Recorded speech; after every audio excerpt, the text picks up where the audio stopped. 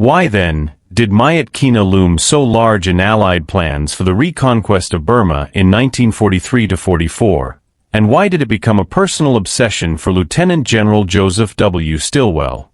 The answer lies in geography, logistics, and blunt wartime necessity. After the chaotic Allied withdrawal from Burma in early 1942 and the subsequent Japanese occupation of the country, China, already bleeding manpower and material, was effectively cut off from the sea lanes and the overland lifeline that had once linked it to Allied supplies. The Burma Road, which threaded from Lashio just south of Mayat Kina through forbidding mountain passes to Kunming and then on to Chongqing, was one of the last practical arteries for getting weapons, vehicles, fuel, and other essentials to Chiang Kai-shek's forces.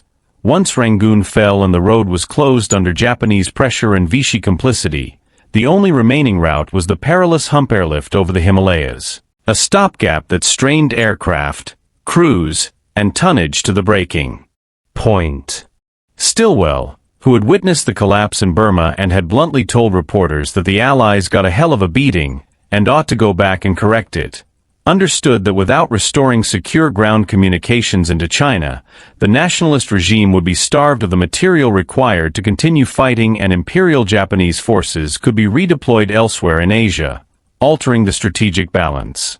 Capturing Mayat Kina promised multiple concrete benefits. It would give the Allies control of a crucial rail and river junction and the airfields around the town that could serve as forward bases for cargo aircraft, ease and expand the Hump route, and provide the keystone for reopening an overland corridor that would vastly increase the flow of supplies. In short, Mayat Kina could turn the Hump from a lifeline stretched to its limit into a more sustainable network and would help fulfill the combined Chiefs of Staff's plan, endorsed at the Trident and Quadrant conferences, to establish robust overland links to China by mid-February 1944. Politically and psychologically, the town mattered too. Retaking northern Burma would be a visible demonstration of Allied resolve, bolster Chinese morale and Chiang's bargaining position, and vindicate the painful and costly Allied commitment in the China-Burma-India theater. For Stilwell, who combined strategic impatience with an almost missionary zeal for logistical solutions, Mayat Kina was less an abstract objective than a practical unlocking point. Seize it, and you relieve the Hump, restore the Burma roads function in stages, and give China the chance to remain an active co-belligerent rather than lapse into irrelevance. So his insistence on its capture was driven by the cold arithmetic of supply as much as by any single tactical concern. Mayat Kina, a modest Burmese town nestled at the confluence of the Mogaung and Hukong valleys, held immense strategic and logistical importance in the Allied campaign to reopen the overland supply line to China. Its capture became a top priority in fulfilling the combined Chiefs of Staff's (CCS) broader objective of re-establishing communications with Chiang Kai-shek's forces and strengthening the China-Burma-India (CBI) theater's logistical network. Situated at the southern edge of the Hump, the perilous air route flown by U.S. Air Transport Command (ATC) planes ferrying supplies from depots in India to airfields at Yan'anyi and Kunming, Mayat Kina was both a geographical and operational key. As long as the Japanese maintained their fighter base at the Mayat Kina airfield, American transport pilots were forced to take a longer, more hazardous northern route around the Himalayas, burning excessive amounts of fuel and drastically reducing their payloads. This deviation not only strained air crews and aircraft but also crippled the efficiency of the already overextended supply chain to China. With Mayat Kina under Allied control, the shorter southern route could be reopened, cutting fuel consumption, improving turnaround time, and greatly enhancing the tonnage delivered across the Hump. Barbara Tuchman, Stilwell's acclaimed biographer, underscored the magnitude of this logistical struggle. For every gallon of fuel delivered to China, 1 gallon was consumed in transit, and to drop a single ton of bombs on Japanese targets, General Claire Chennault's air units required 18 tons of supplies flown over the mountains. Each cargo plane could carry only 4 to 5 tons, rarely completing more than 1 round trip per day, and mechanical failures, monsoon weather, and enemy attacks meant that barely 2/3 of assigned aircraft were operational at any time. The cost was staggering: 468 planes lost over 3 years, averaging 13 per month, many vanishing into jungle-clad ridges or crashing into Himalayan peaks. Survivors, if lucky, were rescued by brave catching guides coordinated by OSS agents. Others perished or were discovered long afterward, their remains clinging to treetops. Stilwell grasped that this was an unsustainable situation. As long as the Japanese held Myitkyina, the Hump route would remain an exhausting and inefficient lifeline. Beyond its aerial significance, Myitkyina also represented the linchpin in the construction of the Ledo Road, one of the most ambitious engineering undertakings of the war. Since late 1942, American engineers had been carving a supply road southward from Ledo in Assam, India, intended to cross the mountains of northern Burma and eventually connect with the historic Burma Road at Mongyu, near Bamo and Lashio. This new route would create an all-weather land link to China, complete with a parallel fuel pipeline. However, both the Hukong and Mogaung valleys, through which the Ledo Road advanced, converged near Myitkyina before entering the Irrawaddy Valley. Thus, seizing the city would turn the daunting engineering challenge of cutting through virgin jungle into one of simply improving existing rail and road infrastructure, making Myitkyina the essential junction point for linking the Ledo and Burma roads. As official CBI historians later noted, the North Burma campaign was unique in that its logistics, planning, and combat unfolded in tandem. Stilwell's Chinese 38th Division provided forward protection for American engineers even before formal CCS orders authorized the advance. Stilwell, who oversaw all Lend-Lease aid to China, was acutely aware that air transport alone could never meet the growing needs of the Allied forces or sustain China's military resistance. His conviction was reinforced in late 1943, when Operation Tsuzigiri, a series of Japanese air attacks between October 13 and 27 targeting ATC flights, further exposed the fragility of the Hump supply line. This development gave Stilwell added justification to push forward through the Hukong and Mogaung valleys. By late autumn, he had received CCS authorization and secured Chinese approval to augment his campaign with the 22nd Division, freshly trained at Ramgarh, India. The combined Sino-American advance would make its way through treacherous jungle, disease-ridden valleys, and relentless enemy resistance, all with the single-minded goal of capturing Myitkyina.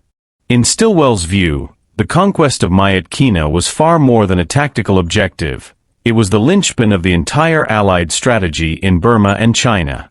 Its airfield would secure the skies, its roads would unite India and China, and its fall would signal the turning point in the campaign to reopen the vital land bridge across Asia. In the autumn of 1943, the responsibility for defending Burma's skies fell squarely upon the Imperial Japanese Army Air Forces, IJAF 5th Air Division, one of the most seasoned and strategically vital air units in the theater. This division, comprising the 50th and 77th Fighter Sentai of the 4th Air Brigade and the famed 64th Fighter Sentai of the 7th Air Brigade, formed the backbone of Japan's aerial defense network in the region. Each Sentai, roughly equivalent to a U.S. fighter squadron, fielded about 25 aircraft, though the actual numbers often fluctuated due to combat losses and logistical constraints. The 5th Air Division operated from a web of forward airstrips scattered across northern Burma, many of them carved out of jungle clearings and expertly camouflaged. Their locations were so well hidden that even Allied aerial reconnaissance and the vigilant Kachin scouts, who aided the Allies with local intelligence, often failed to detect them. Japanese crews went to extraordinary lengths to protect their aircraft, concealing them in pits dug into the earth and covered with sod to resemble undisturbed terrain. This ingenuity gave the IJAF an element of surprise and survivability, even in the face of superior Allied numbers and technology. At the heart of Japan's air defense was the Nakajima Ki-43 Hayabusa, known to the Allies as the Oscar. This nimble and elegant single-engine fighter was widely regarded as the finest Japanese Army aircraft of its time in terms of maneuverability and climb rate.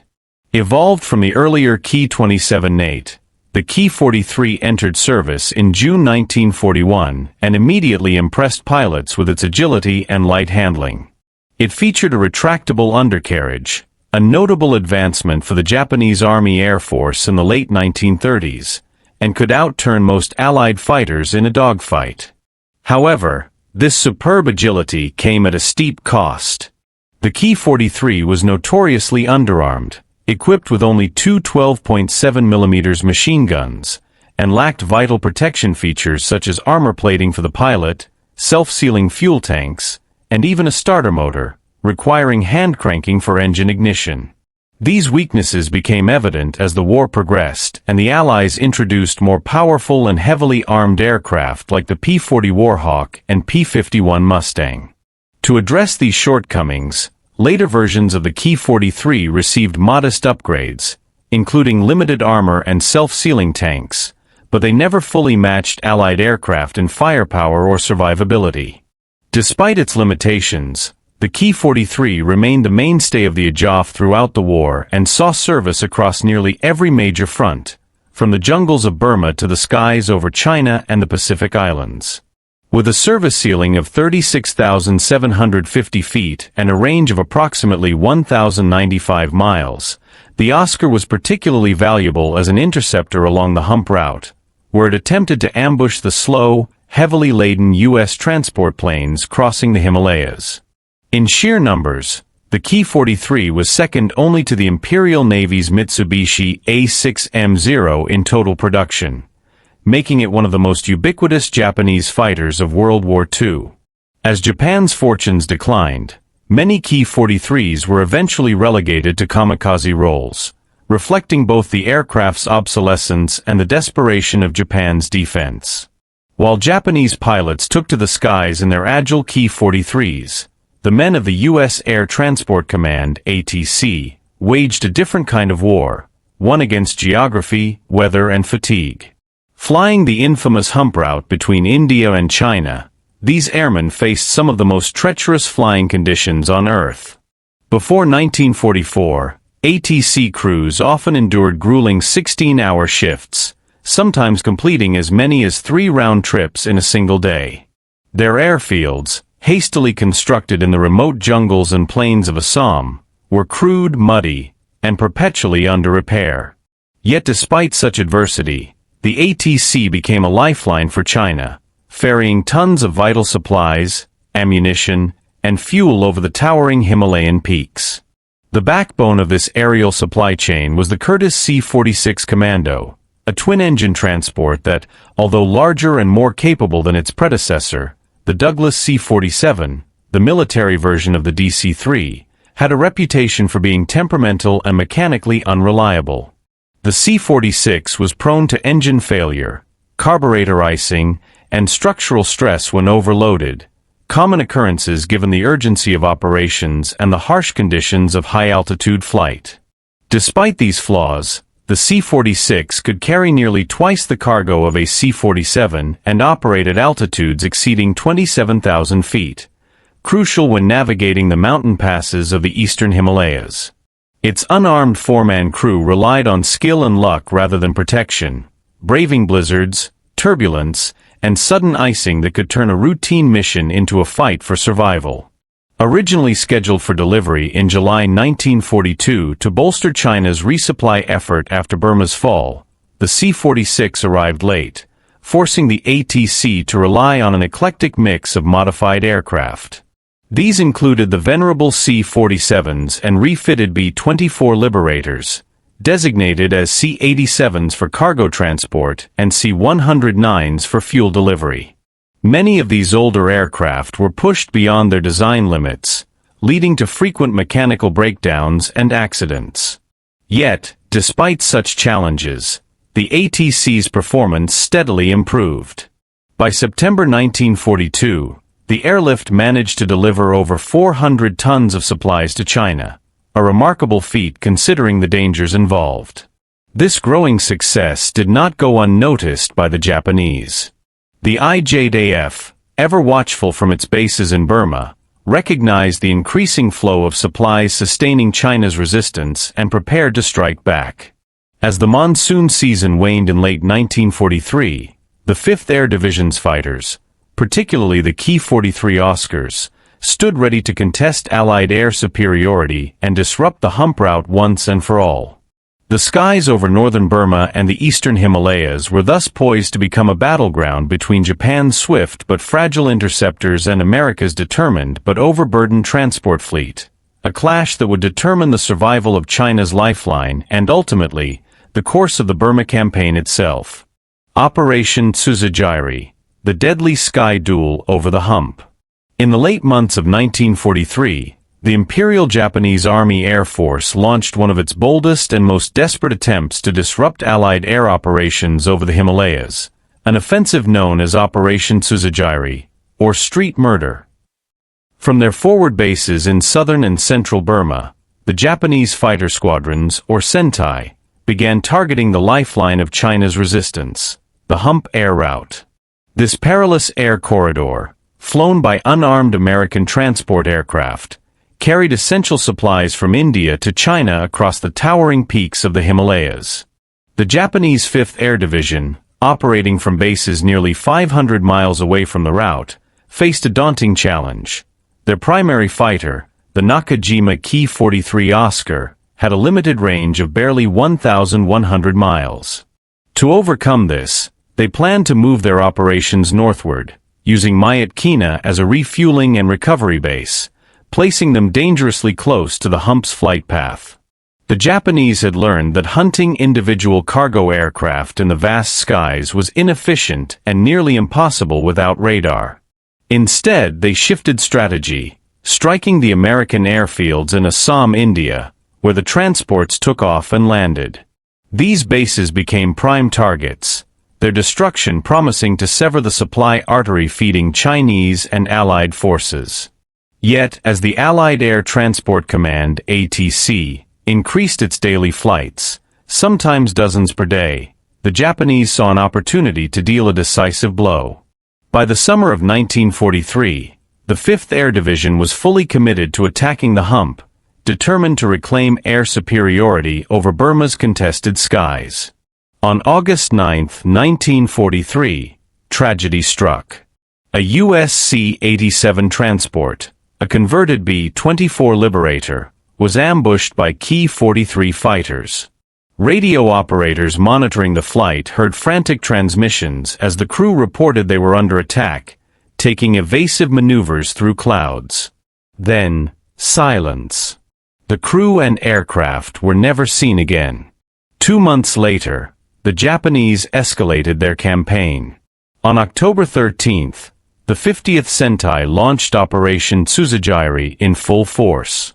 8 Ki-43s took off from Myitkyina with orders to intercept and destroy the American transports.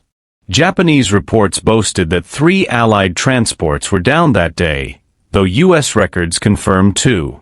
For the Japanese, it was a symbolic victory, proof that the skies could still be contested.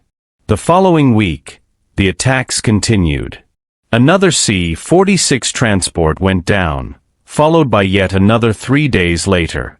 The American response, however, was swift and cunning.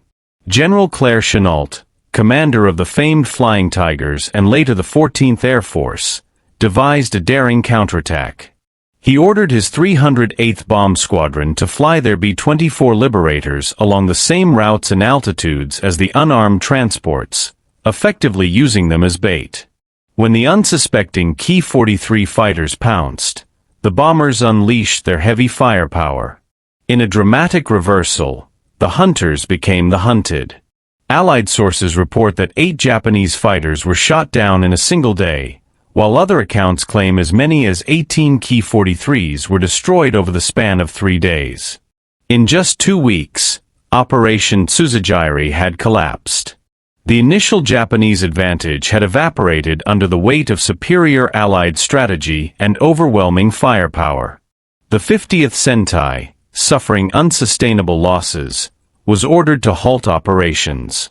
The campaign that began as an ambitious attempt to cripple the Allied supply chain ended in defeat, with Japanese command officially concluding that the cost of downing a few U.S. transports did not justify the loss of their increasingly scarce aircraft and skilled pilots. In the end, Operation Tsuzigiri became a testament to both the bravery and futility of Japan's late-war air offensives. It underscored the sheer determination of pilots on both sides, the Japanese who flew beyond their limits to intercept the Hump transports, and the Allied airmen who braved the deadliest skies on Earth to keep China in the war. The skies over Burma, once the stage for silent duels among the clouds, would forever carry the echoes of that brief, violent struggle above the Himalayas. A gamble between Japanese aircraft and geographic barriers. The air war over the Himalayas was not just a battle between pilots and planes. It was a deadly gamble between human courage, enemy fire, and the unforgiving geography of northern Burma. During Operation Tsuzigiri, a closer look at the pattern of cargo transport losses revealed a haunting truth. Every one of the 5 U.S. transports shot down during the 2-week offensive had gone down roughly 50 to 100 miles south of Fort Hertz, a lonely British outpost tucked deep within northeastern Burma's dense wilderness. This discovery baffled Allied analysts because it directly contradicted long-standing safety recommendations. Since 1942, aircrews had been instructed to fly 30 to 40 miles north of Fort Hertz, the so-called safe arc, to avoid potential encounters with Japanese fighters. Yet, the doomed flights had veered south, flying directly into the reach of the Japanese 50th Sentai's Ki-43 Oscar fighters, which had recently been relocated to Myitkyina. Why would experienced American transport crews take such a dangerous route, one that cut so close to enemy-held territory? The answer lay in a cruel calculus of survival. The direct route south of Fort Hertz was the shortest and most efficient path between the Hump air depots in Assam, India, and the supply terminals in southwestern China. Flying this course saved precious time and fuel, both critical in the demanding conditions of high-altitude transport missions. In contrast, the northerly arc around Fort Hertz, while safer from Japanese aircraft, forced pilots to navigate higher, colder, and more treacherous terrain, the towering Himalayan ridges that had claimed countless lives and aircraft. The choice was grim: risk interception by fighters, or risk collision with mountains and storms. The Hump pilots, hardened by experience, made their decision based on probability rather than fear. They knew that the Ki-43s, with their limited range of roughly 1,100 miles, could not linger long over the transport routes. The Japanese would have only a narrow window of opportunity to engage before fuel constraints forced them to turn back. To most American crews, the odds favored gambling on the southern route, a faster, smoother flight with less risk of the lethal downdrafts and turbulence that haunted the northern skies. But when the Japanese unexpectedly repositioned their fighters to Myitkyina, that calculation changed overnight. Suddenly, the southern corridor was no longer a risk, it was a death trap. In those 2 harrowing weeks, the Ki-43s exploited their new base's proximity, shooting down multiple transports and forcing the Air Transport Command, ATC, to reroute its remaining aircraft northward. This detour came at a steep price. The longer flight path consumed more fuel, reduced payload capacity, and stretched already exhausted crews to their limits. Each run now demanded greater endurance from both men and machines. The Japanese, with just a handful of aircraft, had effectively reshaped the logistics of an entire theater. For the Allies, the solution became obvious: Myitkyina had to be neutralized. As long as the Japanese held that key airfield, the Hump route would remain a perilous gamble between geography and enemy fire. This realization reached the highest levels of Allied command and directly influenced strategy in the China-Burma-India (CBI) theater. General Joseph Stilwell, aware of the mounting losses and logistical strain, made the capture of Myitkyina a top priority. His decision in the late autumn of 1943 to launch an ambitious ground offensive, alongside the simultaneous construction of the Lido Road, was driven not only by tactical necessity but by the desperate need to secure the skies. In essence, Operation Tsuzigiri exposed the fragile balance between air power and terrain in one of the world's harshest environments. The American pilots who flew the Hump faced 2 enemies: the agile Ki-43s of the Imperial Japanese Army Air Force, and the towering merciless Himalayas that guarded the route to China. Between them, these brave men played a deadly game of chance, one that shaped the fate of the Allied war effort in Asia.